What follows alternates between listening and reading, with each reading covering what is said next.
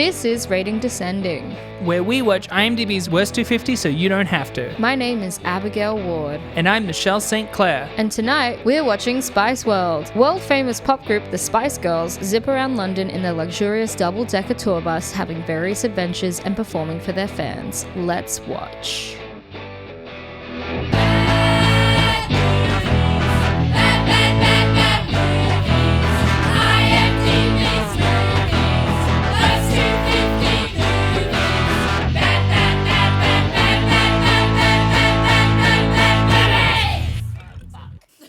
Nice. Woohoo. Nice. Yeah, nice. Yeah, nice. No, you're doing a good job, Abby. No, you're doing a great job. I think for a podcast, more volume required, but you're doing a great job. No, you're doing good.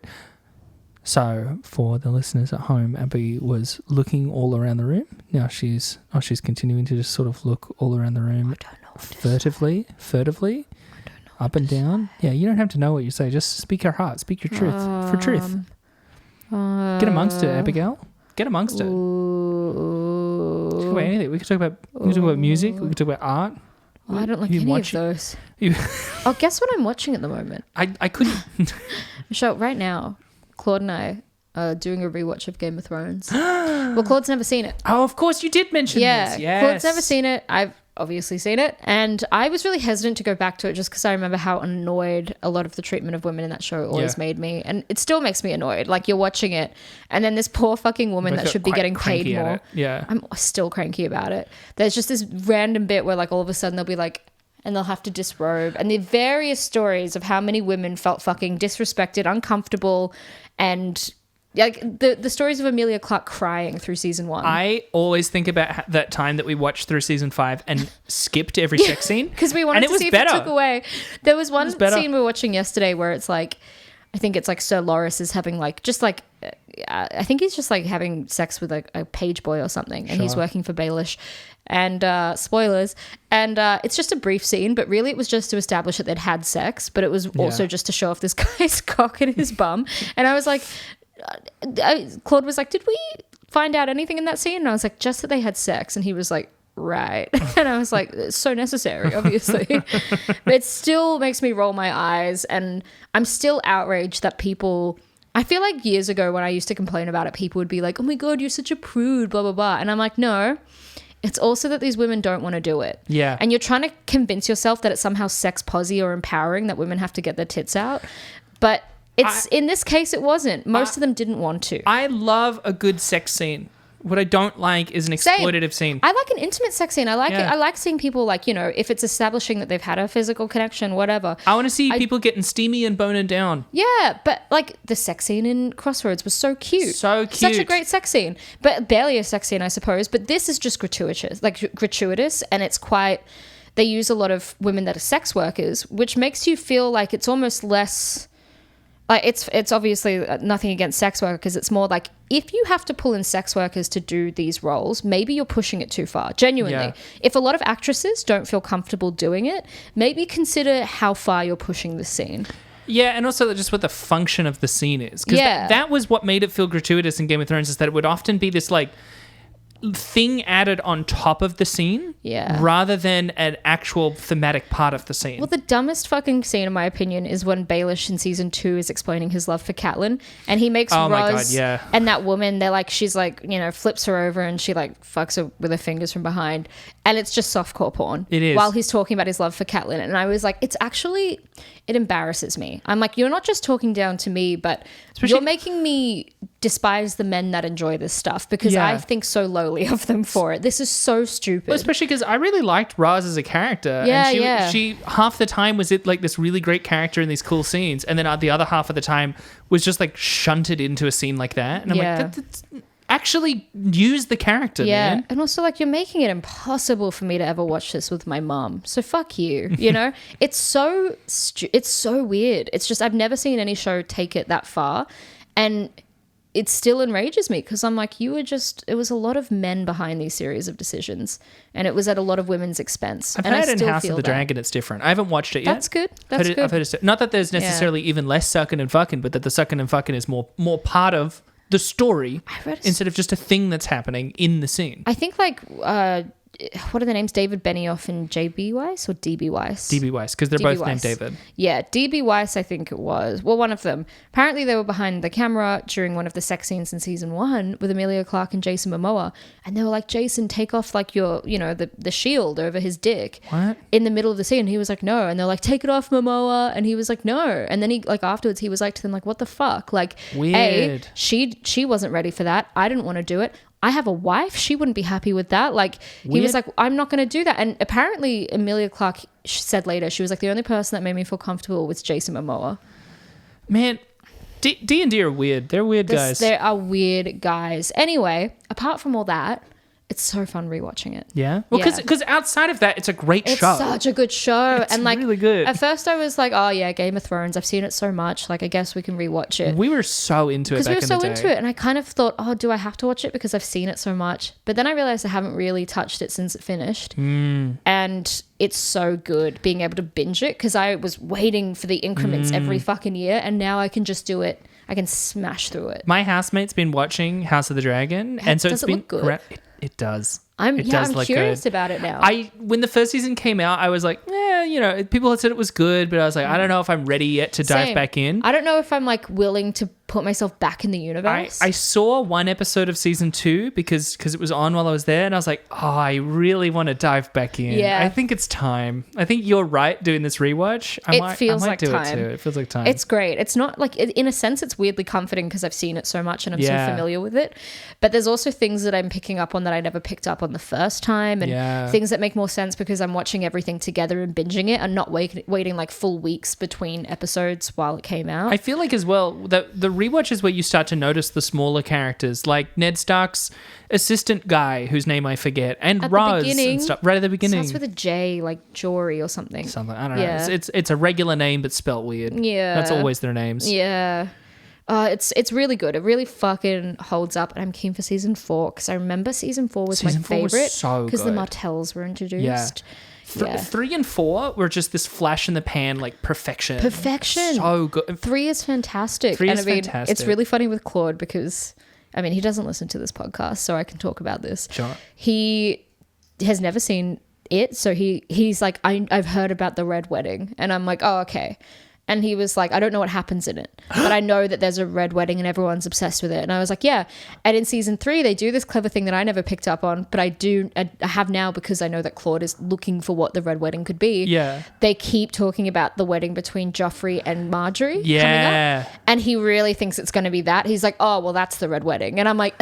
Yeah. Which is described as a purple wedding, but it's not the red one. I'm like rubbing my fucking hands, like waiting for this because he's just like, he will not see it. I would have gone insane because 3 and 4 were both Storm of Swords. It was the one book. I would have gone insane if it was the one book and they were referring to the wedding and then it's a different wedding. Yeah. Oh my God. I cannot believe you're in the position where you like, that's incredible. This is like, it feels great. I've been watching through Star Wars with someone for the first time and she doesn't know any of the things. Yeah. And so like we did the Darth Vader moment. She was like, what? And I was like, right? That's great. What the fuck? Incredible. Yeah, Claude is convinced that Jaime Lannister, something's going to happen to him, all because I saw someone talking about Game of Thrones on my phone and they happened to say Jaime Lannister, but at that moment, all I thought was, just in case they say anything, I'm going to stop watching this. So I flicked up and he was like, why did you flick up on Jaime Lannister? Is there a spoiler about Jaime Lannister? And every time we watch it, he's like, well, now I know that Jaime Lannister's going to die. And I'm like...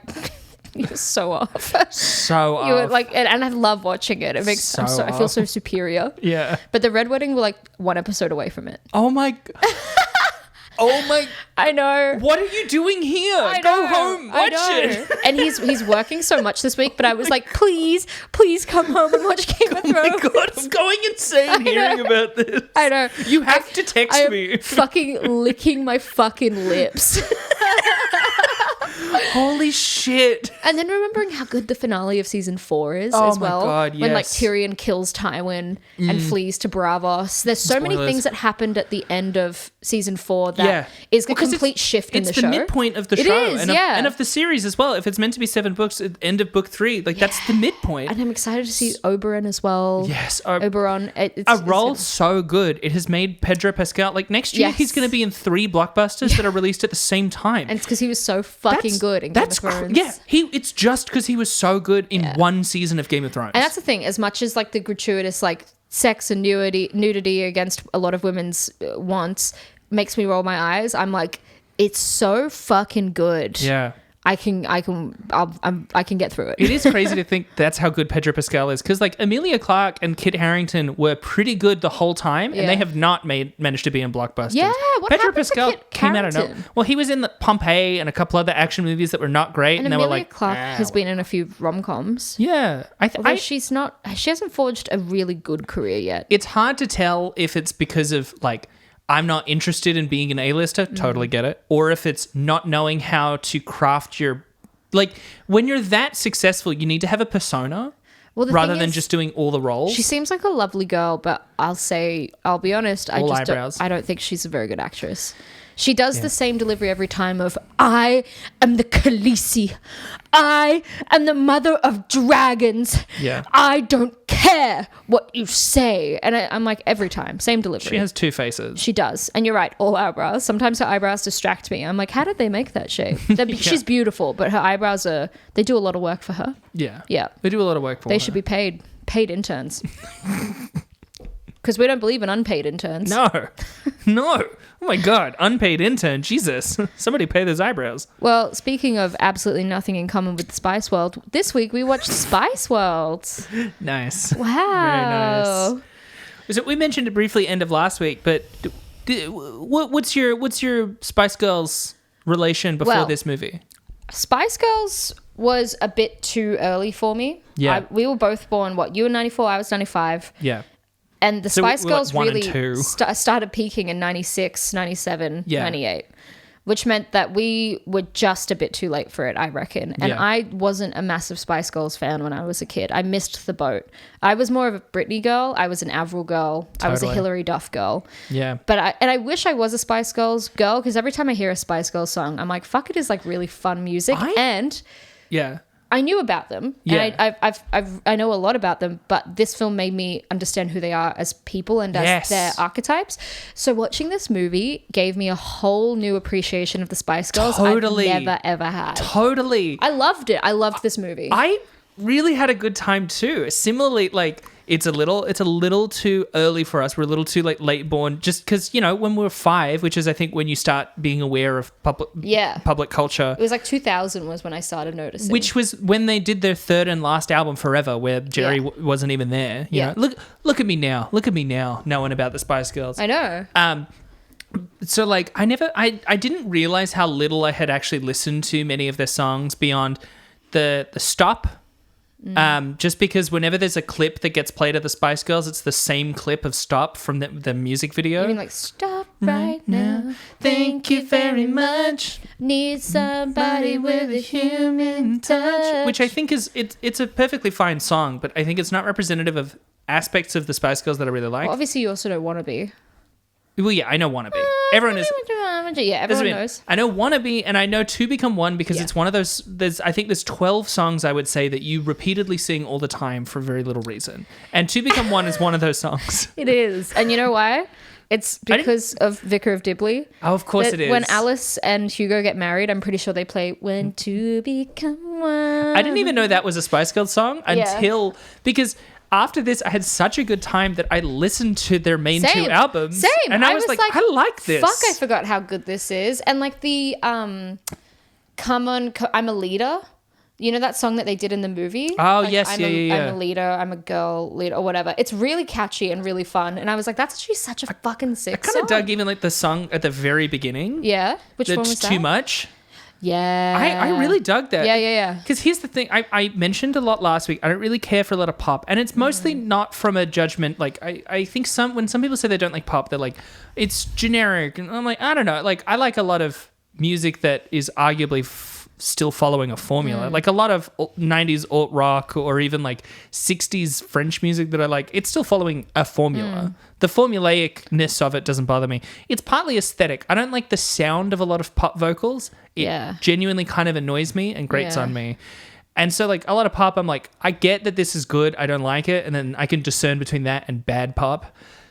Like anything Will.i.am made after the Black Eyed Peas. But Spice Girls I thought was going to be like that, and it's not. It's No. kind of very 60s pop meets R&B meets kind of house music, so it's got a real groove to it. I also think that back to Spice World, say we did this 10 years ago in 2014, it would have felt different to doing it now in 2024. Totally. And it's just because of the passing of time. And Yeah. I truly believe that I enjoy their songs now because I can feel that it has become a bit of a relic, of the 90s. It's a style of pop and R&B that no longer really exists. And so going back to it, it feels a bit, vintage, retro, so 90s. And that is also how I feel about the whole vibe of this film and the aesthetics, is that moment in time of like late 90s Britain with a lot of Britpop and, like heroin chic. And I feel like there were so many things combining where Britain sort of became super cool and exploded. And just being in London in the late 90s would have been fucking amazing. There was literally a term called Cool Britain. Yeah, Cool Britannia is what they called it. Yeah. Especially like you see it with the Spice, like Jerry Halliwell's Union Jack dress. And like even with Britpop, like even rock was like, look at us, we're from the UK. Blur and like, like Liam Oasis Gallagher being hot on the cover of magazines. Like that was a big thing. Yeah. But so anyway, the whole vibe of this film and the kind of not vintage, but Well, honestly, one of the most vintage parts of it is that they're a band. I would also say that the most vintage parts of it is that they are drawing from the 60s. Well, yeah, because a lot of 90s, like London is drawing from like mods from the 60s as well, and early 2000s is drawing from the 60s. And so it has that, Beatles feel. Yeah. And it's a very, there's a lot of references to like Beatles movies. Given their huge success, they're the Beatles of the 90s. Yeah, they are. They've got a fucking peace sign undeniably on the back of their little Spice World bus, Yeah. which I love their loved. By bus. the way, I love their it so bus. much. It's Which is so driven by fun. Meatloaf. I mean, there's Yes. so much to talk about with this movie. And I love that they had lore. I like it when a band has lore. yeah, even if it's not real lore. Yeah, but that's part of what I mean about them being a band, right? I saw this interview with Richard Osman, the producer slash, I don't know, I saw him on Taskmaster. I don't know if he counts as a comedian, but whatever. He does. Okay, yeah. So, He used to be on like Would I Lie to You and stuff. yeah. But that's a lot of panel shows where he's funny. I don't know if he would describe himself as a comedian, but I think I would describe him as a comedian. I would. He's funny enough. Yeah. Anyway, it was this interview where he was talking about bands versus solo artists. Yeah. Where he said in the 80s and the 90s. In the 80s, I think it was something like 145 weeks of the 80s, bands had the number one spot on the Wow. charts. In the 2010s, it was 3. What? One of those weeks was the Beatles. What? Because they released that reissue or song, a something? reissue. Oh, yeah. And 2 of those weeks were Little Mix. What the fuck? Bands But we aren't popular anymore. Yeah, early 2000s we did have more. It was like Sugar Cubes and, not Sugar Cubes. A lot of the Sugar girl Babes. groups were made in response to the Spice Girls. Fully. Sugar Babes, Pussycat Dolls were big. Yeah. Yeah, and that's- they've all just faded away. And that's what I mean in the sense that both like bands are themselves kind of a relic, but also aesthetically, I like the harmony and group of aspect of it musically. Yes. And it means it's easy to have lore. They each have a persona. It's a Yes. thing that when I was an autistic little kid, I loved about Gorillaz personas. and Muse is that they have so much lore. The personas, and obviously we all know that they all had their own little names, but I didn't realize how true some of the names were. Like I always thought they were vaguer than they were, and I will say some of them are, but The names range from so abstract to so simple. this gave me such an appreciation of, like, it made me really wish I was a Spice Girls kid. Yeah, And that me I got to too. enjoy their personas and what they were giving off as their personas when I was like 5. Yeah. But I wanted to ask you, Michelle, before we go into the key details, who is your favorite Spice Girl now that you've watched Spice World? Okay. I know who mine is. I feel like I was pre-prepared for this. Uh-huh. Because it was my immediate thought. I was also talking with someone and she was asking who I liked most of the Spice Girls and stuff. Because I had the same thought as you did of like almost lamenting like, man, this would have meant so much to me as a kid. Yeah. Same. I wish I watched it as a kid. It would be so magical. And it's so British, and I loved British shit. I want to give a very Michelle answer, which is to say annoyingly verbose. When watching the movie, I think my favorite was Baby Spice, simply because I really liked her energy in the movie. She kind of has the most like girl power, but there's also a bit where she's fully like info dumping at a guy about her like stuffed toys and stuff. And I'm like, I see you. This is behavior I recognize. Going on record, diagnosing Baby Spice In with the movie. autism. No, I'm not diagnosing Emma Bunton. Neurospicy queen. I'm not diagnosing Emma Bunton. I wouldn't do that. What I'm saying is Baby Spice in Spice World. Persona. Autistic queen. All right. As well as it's hard to extricate. I found it really difficult to extricate how Ginger Spice comes off in the movie and her persona as Ginger Spice from how I know she's kind of an annoying Tory now. Is she? Yeah. Oh. And I found it so frustrating. She's a Tory? Yeah, she's a Tory. She's blonde now. She always wears, her whole shtick is she always wears white. And it makes me like her a lot less. Let's try and think of them, I guess, as if it was 1997. And I think if that was the case, I think as a kid, I would have liked Ginger Spice the most. Yeah. You know? Yeah. I would have liked Ginger and Baby the most. Even though I actually really liked all... Well, I didn't care for Posh. But I really liked all of them. It's funny. Posh is definitely the most famous of all the Spice Girls. Yeah. But in the movie, she was the least remarkable. Genuinely, if I didn't know anything about the Spice Girls and I just watched that, I'd be like, I would find Posh completely forgettable. Yeah. I really like Sporty. I didn't think I would like Sporty going into it, and she really charmed me. I knew the least about Sporty. Totally. My answer to that question is that for me, it was a complete tie between Ginger and Sporty.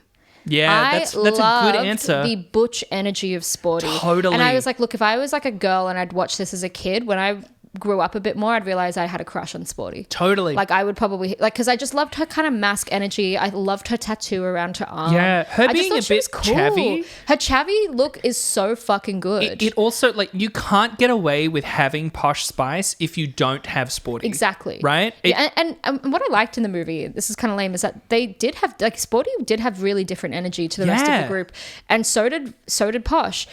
But, like, it never felt like a thing. They were all just like, we're besties. Yeah. And they never talked about their differences and they never made fun of each other for them either. Well, except the one bit where there's like the little sequence towards the beginning where... they dress up as each other. Right before that, where they start making fun of each other's shtick, and they're like, "We're more than that." And then they all take a moment, and turns out Baby is like with a lollipop and pigtails, and Sporty's on an exercise thing, and then Ginger's wearing a sexy thing. I read somewhere that she was originally meant to be Sexy Spice. Yeah. And I can see that because she is. She is. She is the sexiest one of the group. Posh is reading a magazine, and that's then where they dress up as each other, which I thought was really fun. Also, scariest thing is that she's just screaming by a tank. She's just going, because hers is the most abstract. Baby, because she's young, and Sporty, because she's sporty. Ginger hair. Scary is really nebulous. Scary, and I would actually say Ginger is still not great because Posh is easy. That's just, I'm up myself and I'm into fashion. So simple, clear. Yeah, Sporty, simple and clear. Baby, simple and clear. But Ginger... Posh and Sporty are the most clear. I'd be a bit annoyed because I'm like, am I the only one that didn't get a personality trait? Totally. It's just because of my hair. I can't be a colour. But also, Scary is so vague as well. I'm like, did she choose it for herself? I didn't think I would like Mel B because the first time I saw Mel B do anything was one year we were watching Big Fat Quiz of the Year. Oh, yeah. And she wasn't particularly... She seemed not into it. She seemed to be actively irritated by every other comedian there. Like a lot of them, I think the older she got, the less open-minded she became as well. I think she became quite cranky and she'd been a celebrity for like 20 years. In this, she charmed me. In that, she annoyed me. Well, what we watched was 5 young women who had just broken out. Yeah, totally. And become famous. So they were still kids in a way, whereas... when we see them as older women, they've been celebrities for 20 years. Yeah. It's just a whole new ball game. I think Richard Ayoade was on there, and I'm pretty sure it was specifically that she seemed to not get his shtick. Yeah, same. She didn't. But in this, she was so charming. Yes, she was like, absolutely. I'm not from London. And like she had great lines. I thought she was cute as, and I loved her outfits. I thought some of her outfits were the highlight outfits of the film. Yeah. The last one of her with like the coat, it's like animal print. She's got the long coat, but it's open, and she's got a bra on and little shorts and boots, and she has her hair up in those little cones. Yeah, I was like, she looked amazing in the last her like one. Astronaut jacket she had. That was really cool. And I loved her camo outfit with the weird little hat when they find aliens. Look, we need to get into this movie because it's full of crazy shit, and I fucking loved it. It was so surreal and so weird and actually genuinely funny in my opinion. Let's do it. So let's do it. So, key details. This is a musical comedy film directed by Bob Spears, who is a TV director predominantly. That's pretty clear. Directed things like Ab Fab Yeah. The way it's shot. Yeah. Yeah, I believe that. And it was written by Kim Fuller, who is the brother of the Spice Girls' real manager, Simon Fuller. Oh, I did notice, I think maybe my favorite credit I've seen on anything is at the beginning, it doesn't say the normal credit of story by the Spice Girls. It says based on an idea by the Spice Girls. Yeah. The movie that follows is so disjointed that I can only imagine the idea must be the Spice Girls are in a movie. Yeah. Well, the Spice Girls, really what happened is that their manager, Simon Fuller, was approached for an idea, and it was very Hollywoody. It was like the origin story of the Spice Girls, and it was about one of them having a working class mum who tries to help them get their band together. And they all read it, apparently. And when I say they all read it, I feel like this was also a lot of Simon Fuller. But they read it and they were like, nah, this is weird. And so Simon Fuller was like, we want to make a movie, but we want it to just be our ideas, which is why it was so fucking weird. Yeah, and also it's that whole thing you just said is depicted in the movie in a lot of ways. Yeah, fully.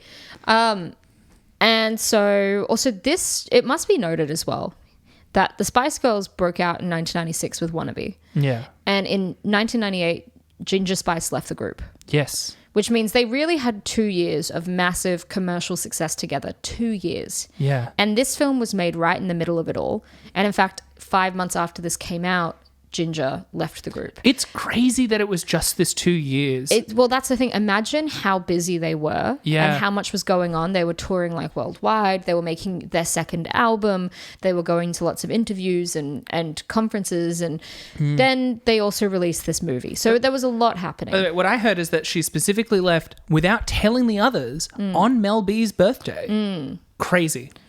Crazy. When did you do this research? Some of it I'd heard before. Some of it where I was not researching the movie. I wanted to understand the Spice Girls a little better, and Michelle. I just gleaned upon some of the. You've done some research. I tried to do as little as possible. You've done some research, bitch. I could have done the rules. I could have done way more. You broke the rules. I didn't research about this movie at all. How did you find out that the minutia of Jerry leaving? Because you were focusing on Jerry and Scary. To find this movie in general, I had to do research. This movie was so hard to find. Okay. Here's the overview. The Spice Girls are dissatisfied with the burdens of fame and fortune, but must prepare for their live concert at the Royal Albert Hall in 3 days, which will be the biggest performance of their music career. They must balance the demands of their temperamental manager Clifford with their friendship with Nicola, who is pregnant and due any day now. Nicola was a whole strange storyline. Very strange. Imagine your best friends are all in a girl band without you. Yeah. Your best friends are the Spice Girls. And you're pregnant. And they're all starting their music careers. I felt really bad for Nicola. Meanwhile, the sinister newspaper owner, Kevin McMaxford, is trying to destroy the girls' reputation for his ratings. That whole bit was crazy. Because it was played by Barry Humphries. And it had the guy from Snatch. Yeah, the guy from Snatch and Lock, Stock. McMaxford dispatches photographer Damien, who was played by Richard O'Brien, who is the guy that created Rocky Horror Picture Show. Returning actor. I know. We just saw him recently, didn't we? Dungeons and Dragons. Yeah. McMaxford dispatches photographer Damien to take pictures and tape recordings of the girls. Piers Cuthbertson Smythe, or Smith, I suppose with a Y, with his camera crew, which was Alan Cummings, stalks the girls, hoping to use them as subjects for his next project. Which that was separate to... There's like several different groups trying to film, and he's not related. He's not with McMaxford. No, he just wants a big scoop. He's not with McMaxford or with George Wendt and Mark McKinney. No. He's not with them either. At the same time, the girls' manager Clifford is fending off 2 overeager Hollywood writers, Martin Barnfield and Graydon, who relentlessly pitch absurd plot ideas for the girls' feature film. Another people that are also harassing the group, essentially. I mean, look, Mark McKinney's not my favorite one of Kids in the Hall, but I thought he was pretty good in this. The girls almost miss their big concert as Nicola gives birth, but then Victoria hijacks the Spice World tour bus to make it back in time to the hall to perform. The end. You did a better way of overviewing it than I expected. I was really worried about this one. I was like, how do I pull this into a plot? We've got so many. It's barely a plot, which is we're going to perform here. We don't want to perform here. Our friend is going into labor, but we made it and we'll perform. They meet aliens in the middle. Yeah, they meet aliens. They all get on a boat with kids and they fall into the water. Yeah. What else happens in this Sporty wave? goes to the rescue, but it's also unnecessary because by the time she catches up to them, they're just sort of at the edge of the There's water also anyway. a flashback sequence where they're remembering how they got together, which wasn't true, but they all like are in a coffee shop, and Bill Patterson, my favorite Scottish actor, owns the coffee shop, and he's like, "You girls should be in a band." What else happens? Oh God, there's the dress up sequences of them pretending to be one another. Was fun. There's also it has a lot of cutaway gags. Yeah. Like there's one bit where it cuts away to Hugh Laurie as Poirot. Yes, and Stephen Fry as a judge. Yes, that bit too. There's so many great like appearances, and like let me just run through all of the cameos that are in this film because there's so fucking many of them. As you said, Meatloaf as the bus driver, who also did the "I'll do anything." I love those girls. I'll do anything for them. But I won't do that. I won't do that. That's fun. And then, so here's all the cameos. We have obviously Richard E. Grant plays Clifford, not a cameo, but I love him. He's and also great in this. Claire Rushbrook as Deborah, the girl's assistant. Yes. I love her. I love her. She's in everything. She is exactly what she needed to be in that she's genuinely tender. And Richard E. Grant was one of the people who he knew exactly what he was in. Yeah. He pushed it. Roger Moore was the chief, the head of the girls' record label. Crazy choice. That was so fucking good. Who plays it as if he's a Bond villain. Yeah, it's fantastic. Crazy choice. We've got Meatloaf playing the bus driver, Barry Humphries as Kevin McMaxford. Jason Fleming is the guy from Lock, Stock and Snatch playing his assistant. Richard O'Brien, as I said. Alan Cumming. We've got Martin McKinney, as we said as well. Michael Barrymore was Mr. Step. He was like the bizarre like dance instructor. Apparently that was meant to be John Cleese, but he had to step out of the production. And Michael Barrymore came in. Michael Barrymore is such a weird guy. Have you read about him? Only insofar as the relation to Drew. Yeah. I don't know if there is a relation to Drew in this case. She is part of a big Barrymore family. I don't think it's the same one. I'm being semi-glib because I'm like, I don't know anything about Michael Barrymore. I think there was this big scandal where he was only recently acquitted of something that took like 20 years to be acquitted from. Dear Lord. I think someone died on his property. Oh. Anyway, Kevin McNally was a policeman. He was the guy from Pirates of the Caribbean. There's so many people. Then we've got Dominic West, who it was like his first appearance ever as the photographer. Bill Patterson, as I said. Jonathan Ross as himself. Yeah. Elvis Costello as himself. Yes. He was really as a bartender. Elton John as himself. Bob Geldof as himself. Bob Hoskins as himself. When Ginger Spice turns into him. That was, out of all the cameos, that was the one that I wrote down and went, wait, was that Bob Hoskins? Yeah. Jennifer Saunders as the fashionable woman. Yes. Sending up herself in AbFab, I suppose. So, I love Jennifer Saunders. I grew up watching AbFab, so I have so much affection for Jennifer Saunders. Same. Stephen Fry as well, and Simon Ellis as the keyboardist in the Spice Band. He's really the keyboardist, I think. So that's the whole fucking cast. There's a lot. Alan Cumming, I know we've talked about our differences on how well utilized Alan Cumming was in the 90s. I get, as we continue on and see him yet again in this list, your point about his ubiquity in the 90s that I think I was underrating. People are obsessed with him. I will say, he's still funny in this. The bit where he's interviewing the kids, especially. Hey, I never said he wasn't. No, I know. Great, I think I said I wanted to see more of him because he's in a lot of things, but he's in a lot of things that are mediocre. He is. And I think Hollywood would have been shocked to realize that other BBC actors were just as talented because English actors are great. Well, because they didn't even understand the way that he was talented. Yeah. They were like, let's whack him in this. And I'm like, but he's so funny in this. He was really funny. There were lots of one-liners in this that made me genuinely laugh. This was a really funny film. Lots of funny visual gags. A lot of it's really crazy. Awkward and weird. Yeah, it's weird and crazy, but this is now considered a cult film. Yeah. And I completely understand why. I'm with it. It's surreal. It's absurd. Count it's funny. Me in the cult. It has a lot of really... And it's a similar thing to Crossroads where a lot of people did it because either they or their family members loved the Spice Girls. Yeah. So I think a lot of... It had the same thing of these people were just excited to collaborate with the Spice Girls and to meet them.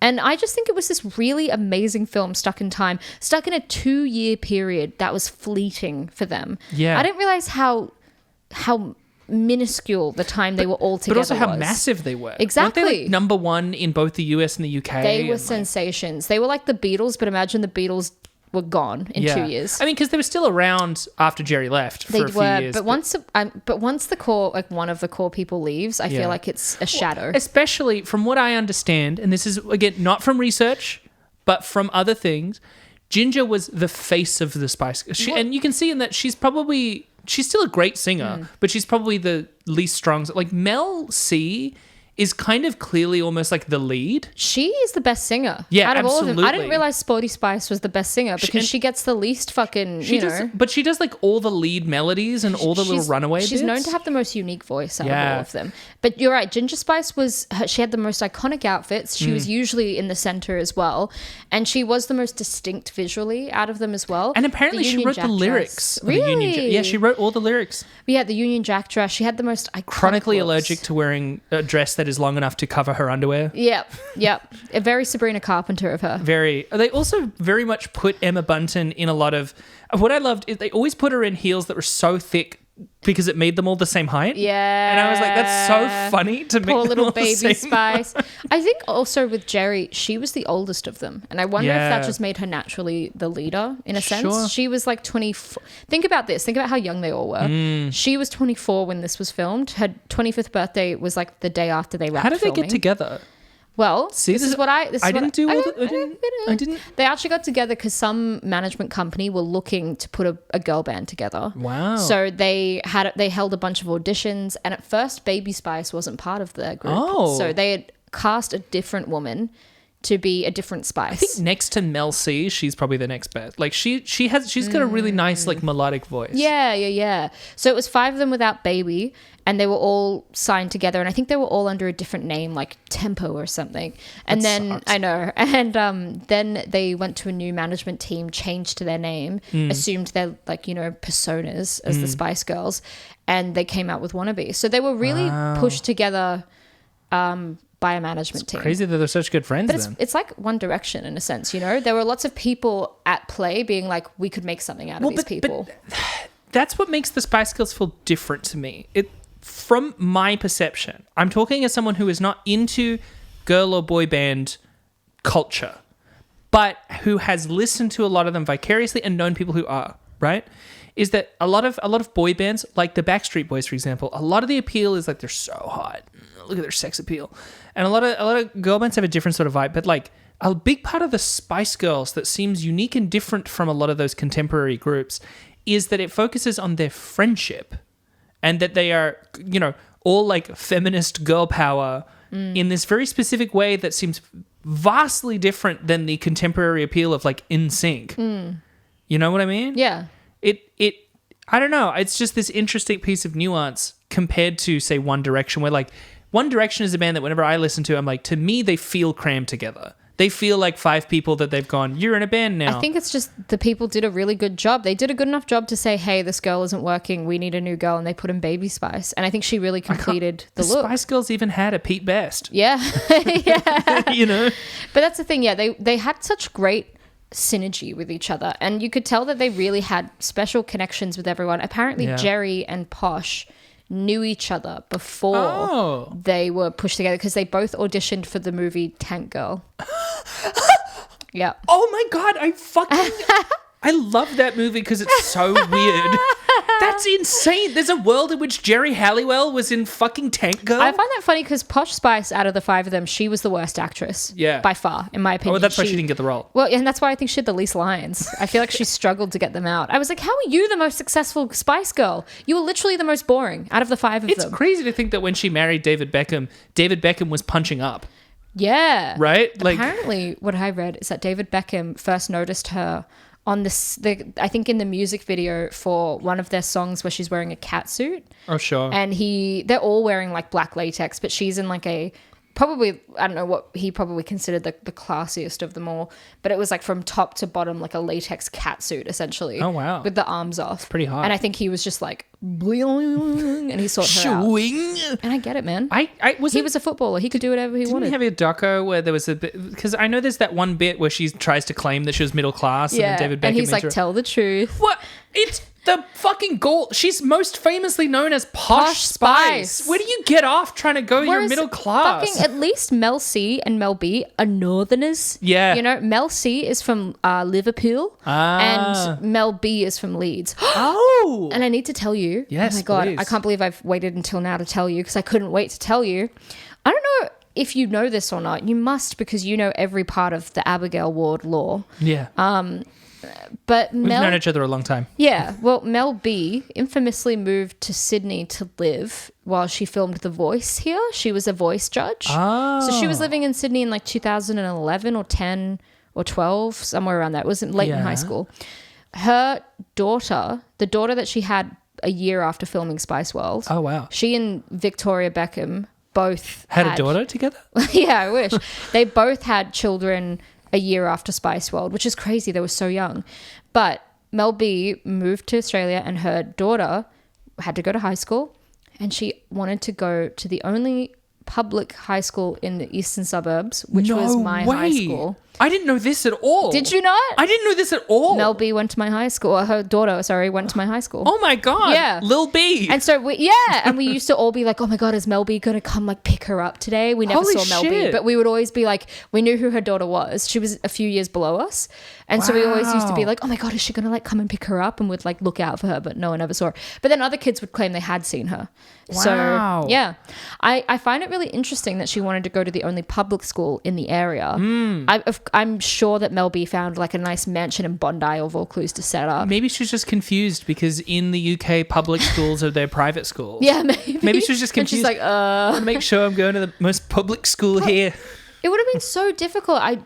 How did she? It would be so hard to assimilate in a school where everyone's like, "That's Mel B's daughter." Totally. Like everyone's like, "Your mum is a fucking Spice Girl." I mean, my equivalent, which is nowhere near as cool, is that the rival school of my high school, we weirdly had a rival school that no one cared about, but Hugh Jackman's son went to that school. Ooh. So it meant that I knew people who had like met Hugh Jackman and stuff, which I was like, oh, that's neat. So Mel B is bi, as you informed me today. Yes. So okay. Look, tell me everything you feel about the Mel B and Ginger love affair. To catch up listeners is that Mel B revealed that there was at least some canoodling that happened between Mel B and Jerry Halliwell, right? A thing that had been rumored for quite some time. And Mel B had confirmed it directly in interviews as well as talked around it in her memoir. What I understand is that she described it as one night they made out. Yes. It's the kind of thing of that was initially how it's described, and then more sort of corroborating information has come out from her memoir that Ginger has notably never commented on nor denied, right? And Ginger now being like, I don't know, to me, weird Tory, I'm like, there's no fucking way. This was where it comes into the heartbreak of it all for me, because there's also stuff like they apparently, the two of them used to go off on holiday by themselves a lot, and as well as one of the Spice Girls songs is lyrics penned by Ginger Spice and is written about a romantic holiday getaway, which could be whatever, but there's a lot of that sort of stuff. Apparently in her memoir, this is secondhand information, apparently in her memoir, there's a lot that suggests that it was potentially perhaps more... You okay? My head just twitched. There's a ghost. There's a lot that suggests that it was perhaps more than a single night and perhaps was more real feelings that would have been difficult to navigate suddenly being some of the most famous people in the world in 90s UK, a very homophobic time, that...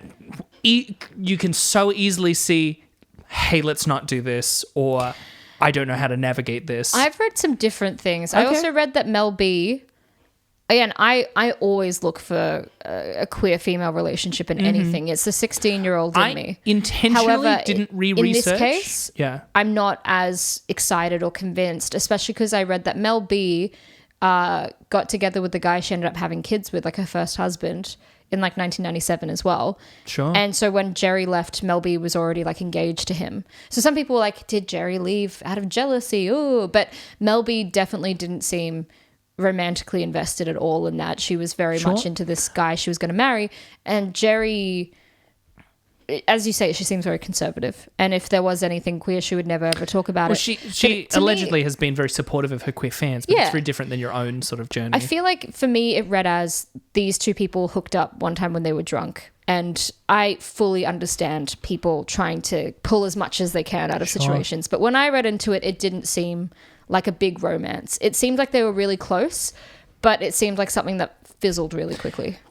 All I'm saying, because I didn't research because it's not my episode. So I didn't dive back in. Yeah. So all I'm talking about is secondhand stuff from her memoir, which was published, as far as I remember, after the famous interview where she confirmed that they at least had a night together. Yeah. Right? And suggested perhaps more than just... Did they have a night together or did they just kiss? I think it was definitely confirmed that they fucked. Was it? I think so. Okay. That's what I had heard. I only heard that they kissed. Okay. I'd heard that it was more than that. Yeah. Yeah, this is right. We will never know. Unless we both read the Mel B memoir. Unless we both... Which I'm so into the Spice Girls now. Yeah, I might. Hell yeah, let's do it. What is it? Like there's a joke in the Vicar of Dibley where Alice gives the vicar for her birthday or for her like 10-year anniversary at Dibley. It's like, Zigga Zigga, a Spice Girls memoir. I'm like, I'd read that now. Hell yeah. Yeah. Yeah, me too. All of this is to say, it's not a thing that makes me excited. It's a thing that breaks my heart, even if it is just more simple than romantic attachment. I guess just because of the nature of, we're watching this the week after Crossroads.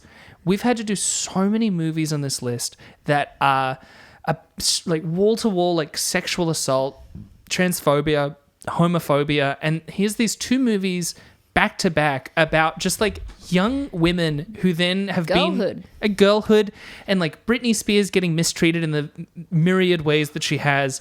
And then, even if it is nothing, the idea that there was a moment for Mel B and Ginger Spice that was then, in a homophobic time, hard to reckon with. And at the very least, Mel took a long time before coming out as bi. For sure. That just kind of breaks my heart. I just wish it was easier for women. Well, this film breaks my heart so angry because it's in this fucking list again. I know. Like Crossroads, it shouldn't be here. It's fun. It's become a cult classic, and people have gone on to later basically recount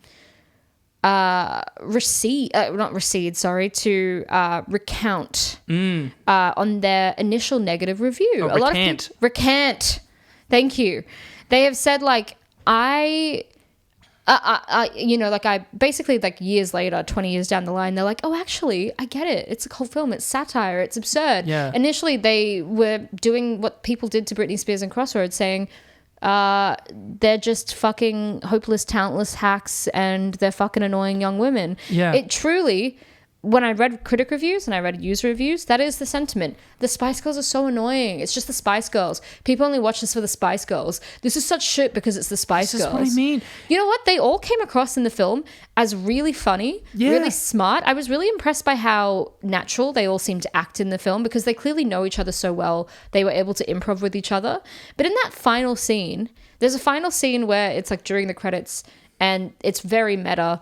It's now that like a film is going to be made about the Spice Girls in the Spice Girls movie. Yeah. They're running through a set. Yeah. And every character that's been in it is complaining. Like Alan Cumming pulls out the fake chest hair he's been wearing the whole time. Richard O'Brien is like, I just don't get why he hates the Spice Girls so much. Well, it was also so confusing, but also brilliantly meta in the way that Mark McKinney starts pitching the movie you're in, and you're like, oh, okay. And then he's like, and the Spice Girls rush in, and they all look, and then Richard E. Grant gets angry as if he's actually like meant to be a seer predicting the present future that they're in, and I'm like, holy shit. It's great. It's become so absurd by the end of it. And in the final scene, all the Spice Girls are looking at the camera, they break the fourth wall, and they're like, who are these people in this tiny box? Oh, you two snogging back there, blah blah blah.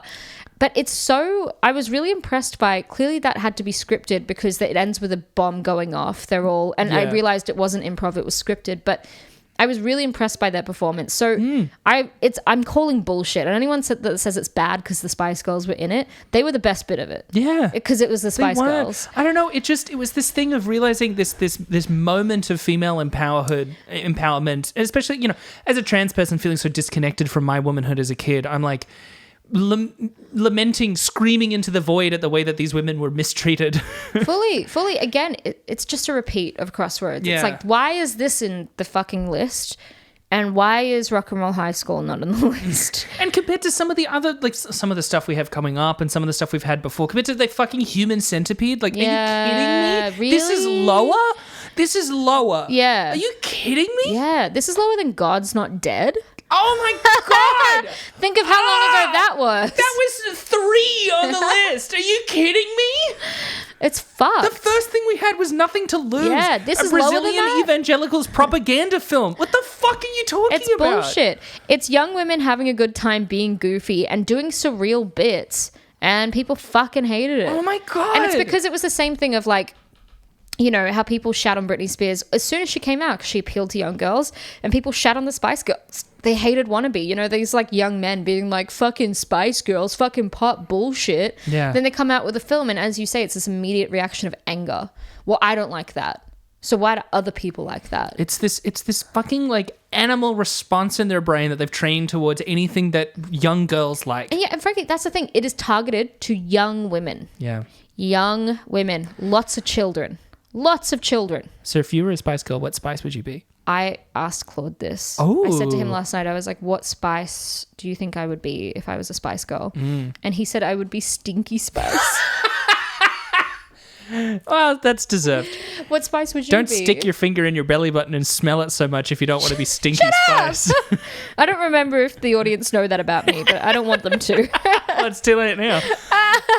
I was thinking about a few things. I'm like, would I be? Because again, ginger is just like a physical feature, but scary is so nebulous. Yeah. And so I was thinking, at first it's like tall spice. That's kind of, there's not enough of a hook. I was like, smarty? People say I'm smart. I'm like, I don't feel confident in saying smarty spice because I'm a dumbass sometimes. Yeah. I was like, well, I like doing bits. I like being a little jokey, maybe sassy spice. Goofy Spice? Goofy spice is closer. Sassy spice feels like it would more likely to be a spice name. Yeah. But Goofy Spice is more correct. Yeah. Well, Stinky Spice isn't going to be a name, you know? I don't know.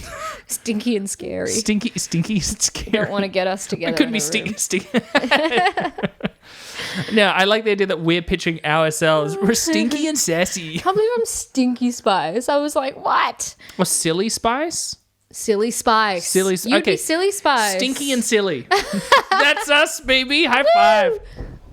Yes. Well, at first Claude was like, you're Baby Spice. And I was like, there's already a Baby Spice. Idiot. Yeah, you fucking fool. Fucking idiot. And he was like, wait, is the question, which one would you be of the current existing spices? And I was like, no. God, get it together. Get your head out of your ass, Claude. Do you want to hear some trivia? Yes, please. IMDb Trivia. Stephen Fry admitted in an episode of QI that he took a role in this movie because it allowed him to get autographed posters of the Spice Girls for his nephews. Of course. Which he claimed was like 10 Christmases for them. Hell yeah. For his nephews. I know, right? Fun. I also read that apparently Gary Oldman wanted in on this film because his nephews or his sons were really into the Spice Girls. And I'm like, were they a bit How's Your Uncle, or were they just like horny? How's your uncle? Were they horny? This is like Sean Connery, wasn't he in Highlander so that he could buy PS2s or something? Yeah. Some insane shit. Well, Richard E. Grant appeared in this movie for the money and because his preteen daughter was a fan of the Spice Girls as well. For the money, aw.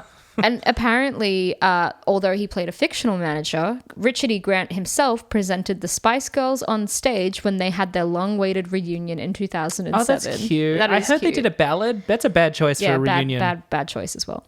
A few of the Spice Girls themselves have admitted in interviews that their film wasn't that good nor strong as they would have liked because they had such a busy schedule and were only able to carve out a short period, 2 months, to film it. Jesus. I know. However, they've now stated that looking back, they are proud that they made a film when they were in their prime. Yeah. And I think it's a good call. It makes me, the film more than the albums even makes me wish they went for longer. I'm like, I want to see more of the other stuff they could have had. I feel like that film encapsulates the Spice Mania as well. Like it was really like in the peak where everyone was going nuts for them. It's better than if they had done a film in 2001 or something. Someone finally introduced the UK to Spice. Yeah. And they loved it. Turns out they loved it.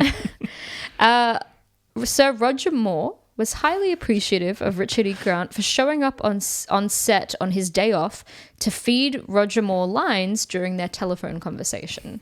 That's nice. Apparently he like did all of it in one take. Roger Moore did. He did it in one day. He just sat there and Richard E. Grant was like off screen. Well, I mean, that makes sense. Together. He's in a room. Yeah.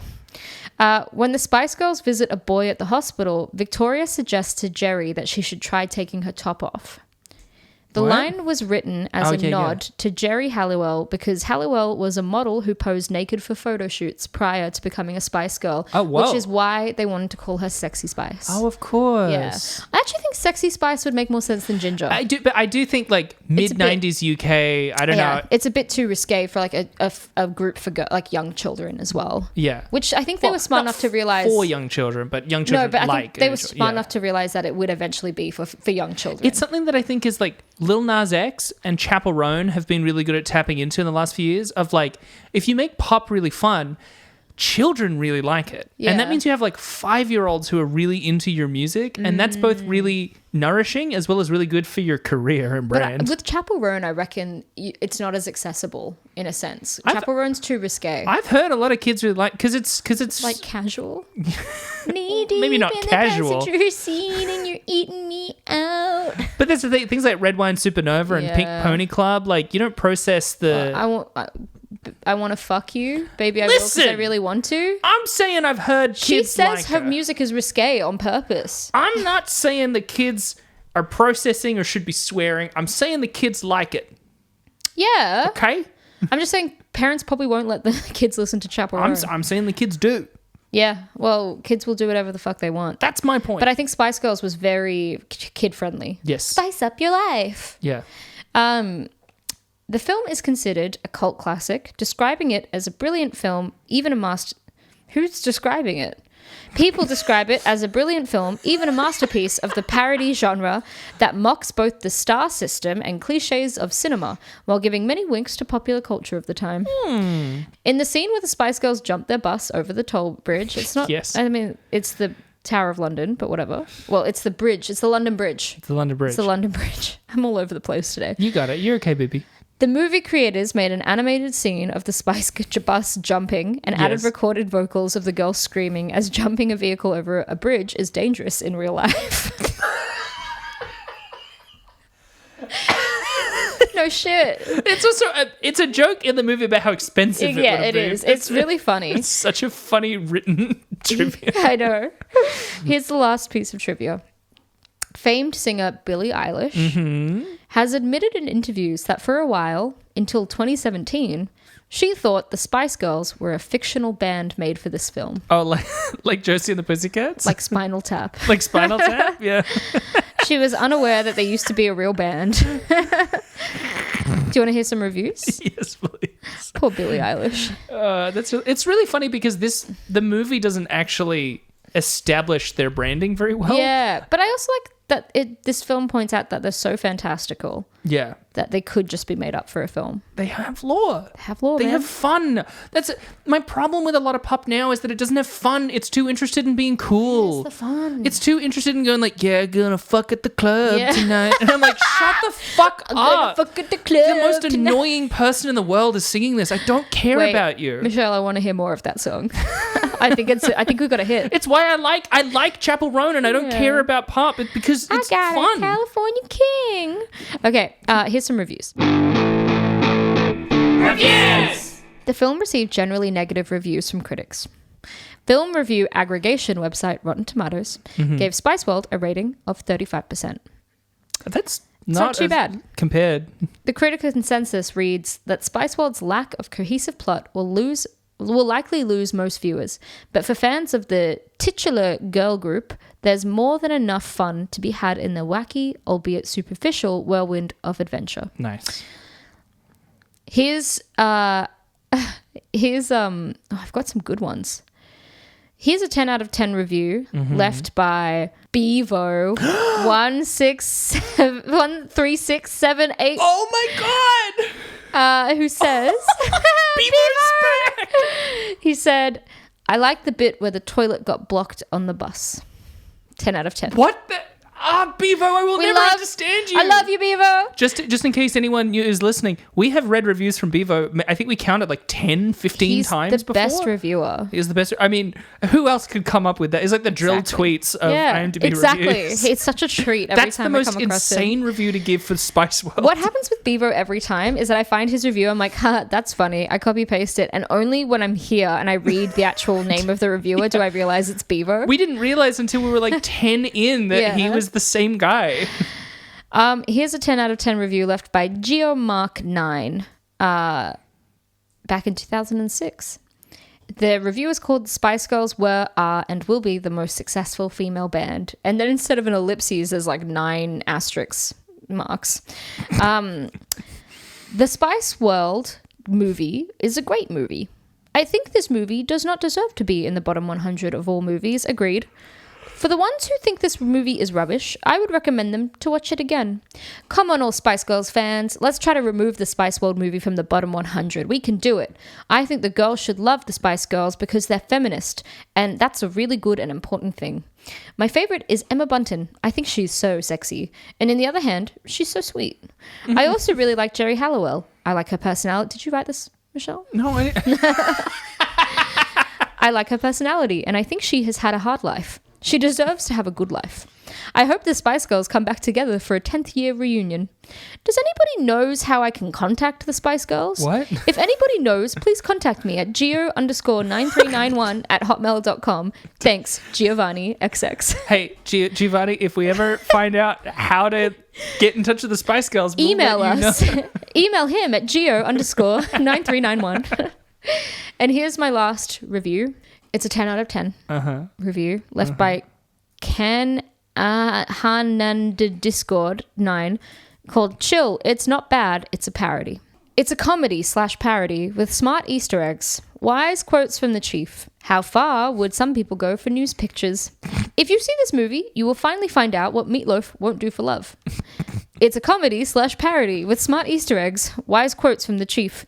How far would some people go for news pictures? If you see this movie, you will finally find out what Meatloaf won't do for love. Oh my God. It's a comedy/parody with smart Easter eggs, wise quotes from the chief. How far would some people for some news pictures? If you see this movie, you will finally find out what Meatloaf won't do for love. It's a comedy/parody. Help. Look, Help. This is one that trapped. I actually don't think I can do. I'm done. How many times does it do that? Like 18. I felt way more confident this morning, but now I can't do it. Oh, yeah. Oh, yeah.